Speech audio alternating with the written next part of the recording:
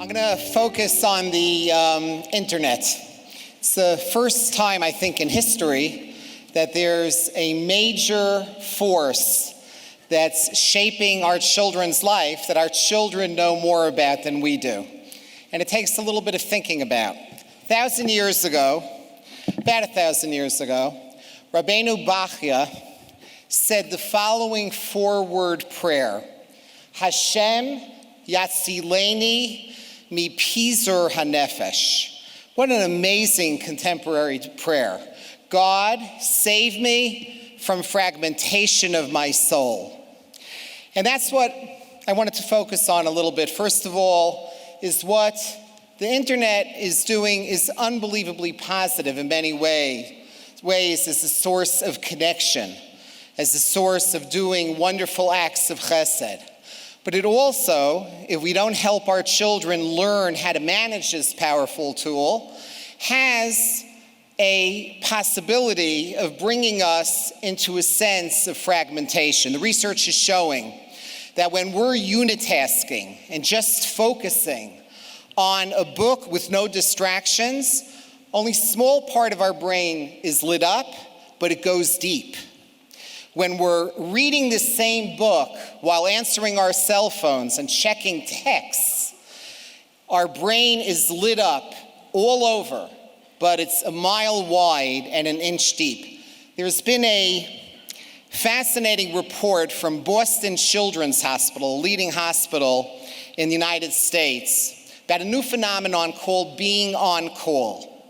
This is groups of adolescents, large group of adolescents being hospitalized for physical exhaustion, usually the kind of exhaustion you only see in soldiers who are in extended combat, because of a new phenomenon called being on call. They sleep with their phones under their pillows, often being texted over 100 times at night with extremely important messages like, "You up?"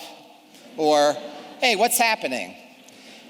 And the end result of that is that they're always on edge. They're never going into REM sleep, into dream sleep. If you don't dream, you can't really sleep in a deep way. And they're literally coming in with physical exhaustion because of it. On the social realm, there's a fascinating, relatively new finding in neuroscience research. And it goes like this. I'm talking to you all, and like a Jewish man, I'm moving my hands while I talk.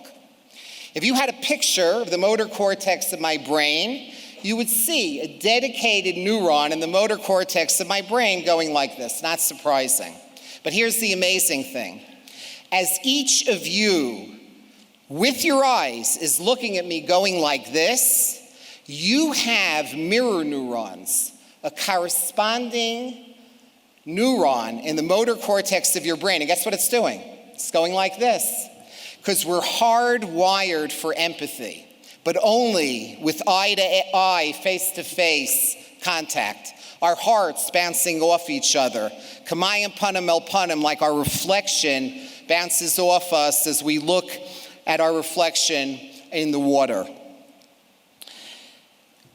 This last year, in a large national survey in the United States, they discovered that for the first time, more than half of teenagers in the United States said that if they had to choose between seeing their closest friends face-to-face, eye-to-eye, heart-to-heart, and texting that friend, looking down, they'd prefer texting. And it makes for more superficial relationships.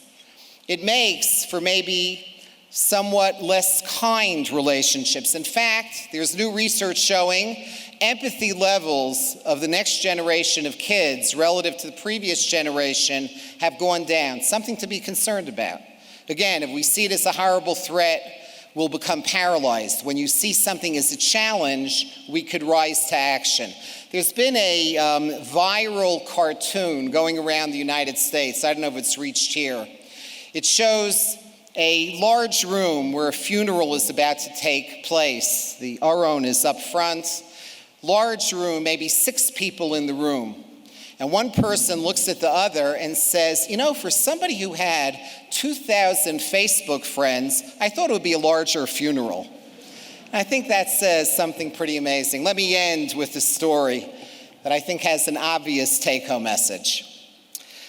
I was paying a Yeshiva visit to a close friend, a good friend, who's a respected physician, had a father who was a rabbi, a wonderful pastoral rabbi, near the neighborhood where I grew up.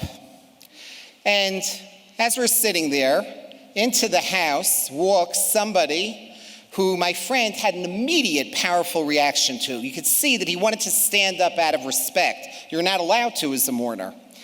And I found out later that this was one of the leading cardiothoracic surgeons in the United States.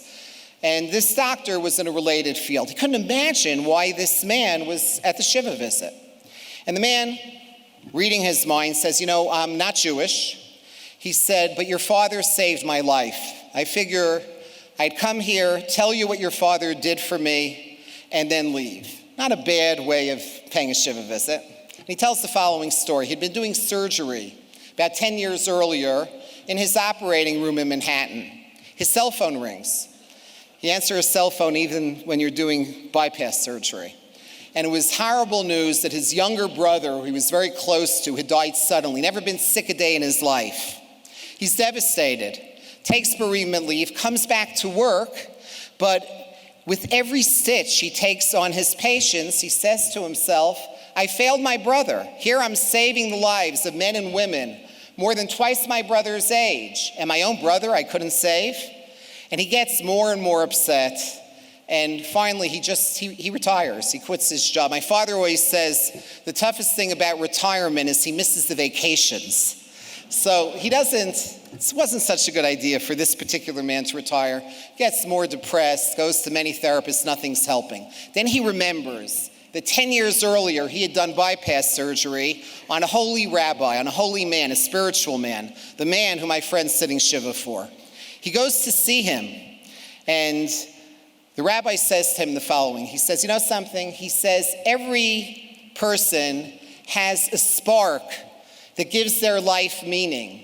When your brother died, somehow you lost your spark. You have to rediscover it. I can't tell you what it is. You have to find it inside yourself. But you have a lot of time on your hands now. I want you to go home, read all week as much as you can. Come to me once a week. We'll sit down, we'll talk about your reactions to the readings. And the doctor loves this idea, and it becomes the high point of his week, but nothing's working.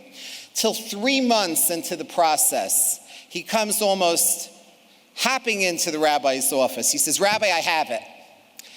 It's a short story called The 3 Questions. If you Google it, you'll find it. It's a Tolstoy short story. Don't Google it now, though. Wait till you get home, okay? And the story says the following. When you have somebody in front of you, you have to ask yourself 3 questions. Question number 1 is, what's the most important time?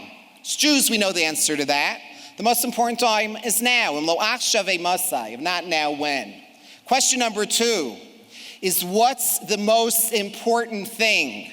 The most important thing is to do chesed, acts of loving kindness. Olam chesed yibana. That's why the world was created, in order to do for others. And question number 3 is, who is the most important person? And the answer to that is the person in front of you. The doctor, somehow this reignites his spark. He goes back to the hospital. They're dying to take him back. He was their number 1 moneymaker. But if you would go tomorrow to his operating room in Manhattan, here's what you'd see.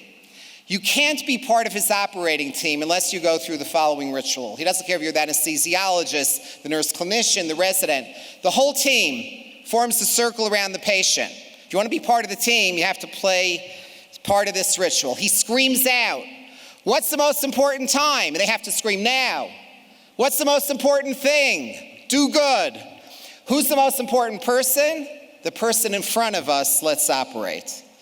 As we think about our response to this challenge to the family, which is, I think, partly the challenge of our time. It's a powerful, wonderful new technology that also can take us into Pizer Nefesh, we should be asking ourselves those questions when we're with our family and with our community. Thank you.